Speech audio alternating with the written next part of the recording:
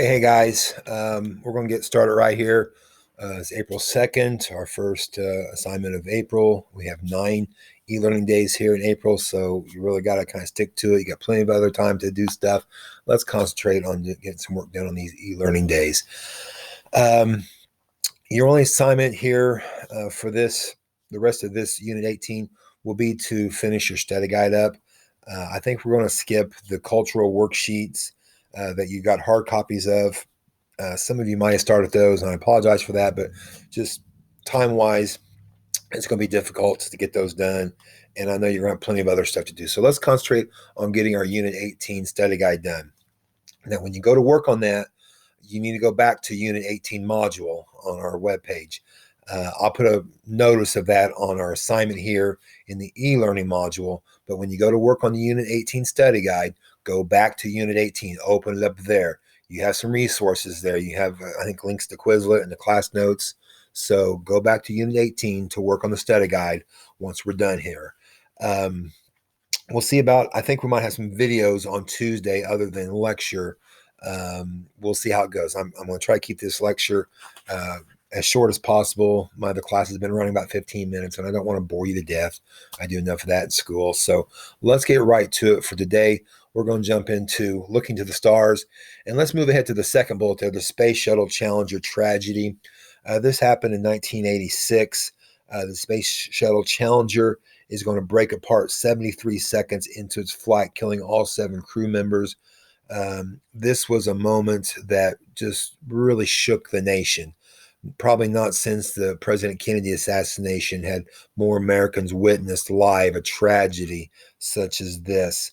And I do have a video I'd like to maybe put on Tuesday's lesson, or maybe I'll link it in today if you want to watch it, talking about this tragedy.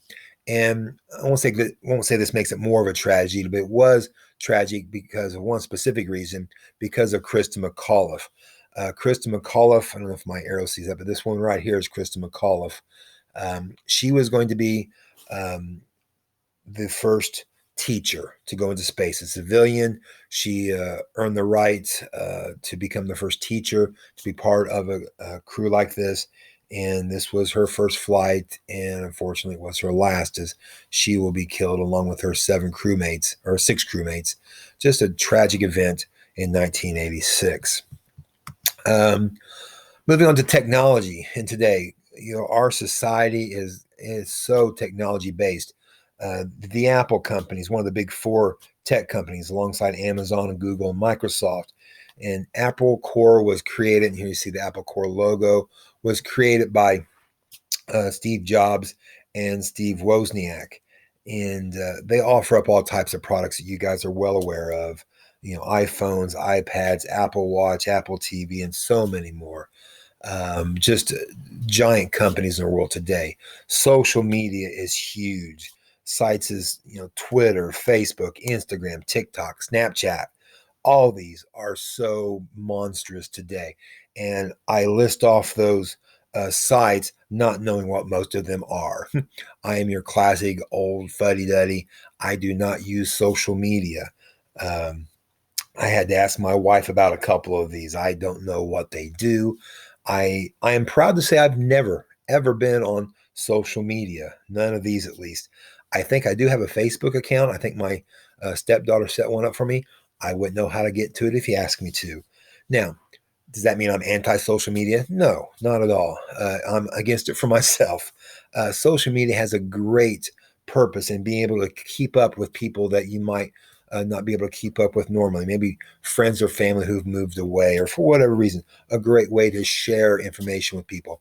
But it also leads to a lot of problems. A lot of you know the problems social media can lead to, is cyberbullying, with just, you can say anything you want on social media. You don't have to be fact checked.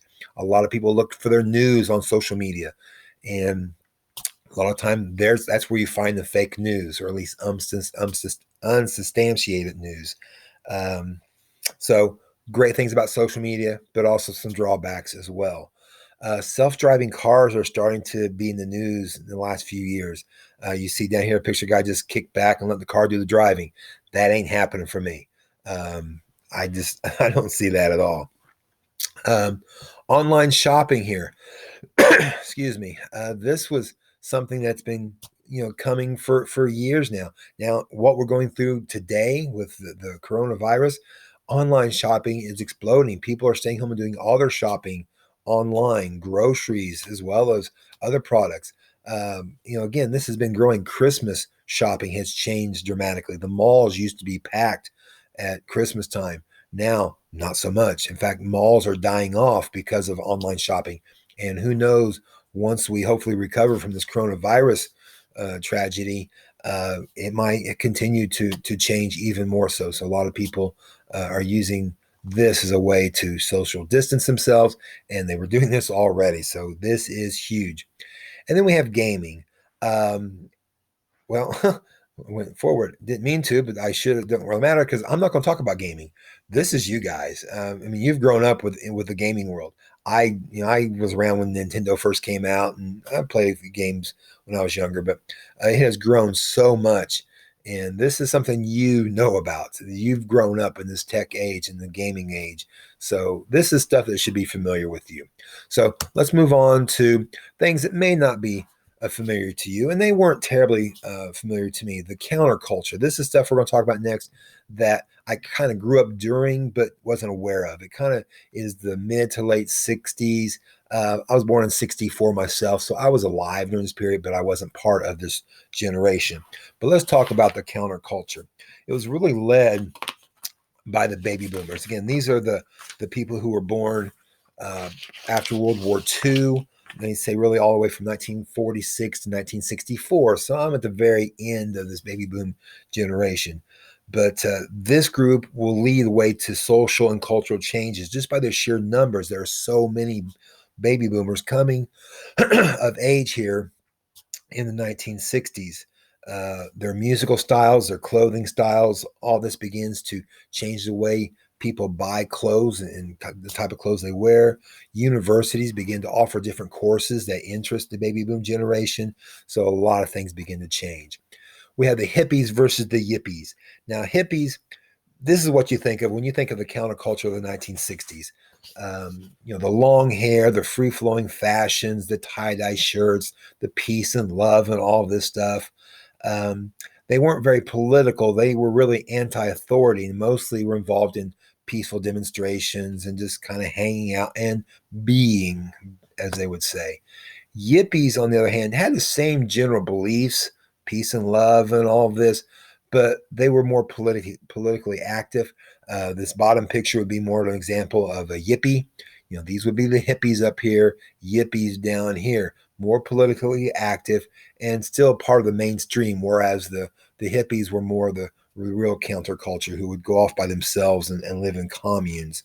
Um, Drugs are good. How about that? You won't have too many teachers tell you that. And I'm telling you that facetiously or sarcastically. Drugs are not good. But people, the counterculture thought drugs were good. Very popular among the youth. LSD, a psychedelic drug, was probably the most popular, probably second most popular. The marijuana was probably the number one drug use of the counterculture. Drugs were readily available, all types of different psychedelic drugs, something called mushrooms, I believe, acid. I'm not real familiar with the drugs of the 1960s or of the 2020s either. So, but drugs were very popular, very prevalent, very available, and shared by plenty. We'll come back to that a little later. We see develop a generation gap. This means there was a large divide in the values of the young culture, the youth culture, compared to their elders, their parents, their grandparents. Their goals in life were a lot different, and we call this the generation gap. When people think of the counterculture, probably the one thing that sticks out most is Woodstock. Woodstock was this 3-day musical festival of love, peace, music, drugs, free love, all kinds of stuff. But this really kind of exemplified the counterculture or hippie movement. Over 400,000 people showed up in upstate New York for this concert, a lot more than were expected. It rained during the concert, the 3 days, so there was mud. Food sometimes was hard to come by. Their Porta potties were not as abundant as they needed. But yet, throughout it all, people did share. They helped each other. They shared food. They would comfort each other. They would try to stay out of the rain the best they could, and they enjoyed the music of this 3-day event. Um, there were a couple of deaths. They weren't violent deaths. People were afraid violence would break out when you have that many people together. There were 2 deaths, both of them drug related for different reasons. But this was really the watershed moment, the big moment of the counterculture era. But the counterculture will end eventually. The end of the counterculture will come about, and really kind of the decline kind of begins in a place called Haight-Ashbury. Haight-Ashbury is a neighborhood in San Francisco, and this became kind of the capital of the counterculture movement, kind of counterculture center. It's where so many hippies went to in 1967, 1968, looking to share their experiences, and share they did, whether it was free love or whether it was drugs. In fact, too much sharing was going on. People were spreading sexually transmitted diseases. They were spreading, they're sharing their needles for their drug use, and people were getting sick and dying. And this is when people first started realizing that drugs are bad. More and more people, thousands of people, are dying because of drug overdoses. And when their heroes, their idols, start to die of drug overdoses, this is when it really set in for some people. Pictured here on the right side of the screen, you have the color picture. There is Jimi Hendrix, probably the greatest rock guitar player of all time. Up in the upper right, you have a picture of Jim Morrison, who was the lead singer of the group called The Doors. And then at the bottom there, you have a picture of Janis Joplin, one of the probably most popular female singers of her generation. All 3 of these musicians all died of drug overdoses. They were all 27 years old, young people dying, for no reason other than being hooked on drugs. You think drugs are good, you can look at the stories here of these 3 people and say, well, maybe not. Jimi Hendrix in particular, he died of a drug overdose, but actually he died of drowning. No, he didn't get high on drugs and go out in the ocean and drown. He drowned in his own vomit. He was so stoned, he passed out and he threw up, but he was laying on his back, and so he threw up in his own mouth, and he drowned in his own vomit. That's disgusting. There's nothing awesome and amazing about that, and that's what drugs do to you. Stay away from drugs. This is your anti-drug message from your teacher. Please avoid drugs. They are not worth what will happen to you in the end. They are not good. Now, what's next for the counterculture as the counterculture starts to fall apart because of all the death from drugs and all the STDs, and just people start realizing, this isn't working out. A lot of the hippies kind of give up this idea of sex, drugs, and rock and roll, and they rejoin mainstream America. They become lawyers and bankers, insurance salesmen, and just become part of American society again. Now, there are some who hold on to these beliefs, and there are still, hippies living today, trying to live with nature, and live their own way. And, that's fine if that fits your lifestyle. But again, like I said, many are going to join mainstream America. 2 hippies in particular, I've already mentioned today, that I'm going to mention again. Men who created Apple computers, Steve Jobs, Steve Wozniak. These 2 men were hippies. They were part of this counterculture movement, but yet they joined mainstream. They used obviously their wonderful intellect to create this thing we know as Apple computers. So there we can tie technology we have today back to the counterculture of the 1960s. Okay, we're going to stop there. A lot of stuff there, I know, but trying to cut this as short as possible. When we come back on Tuesday, we'll look at the environment, the creation of Earth Day, and wrap this unit up. So again, your assignment for now, work on Unit 18 study guide. That's the only assignment till we finish this up and move into the rest of our units we're going to cover this month. So again, go back to Unit 18 and open up the study guide there and work on it there.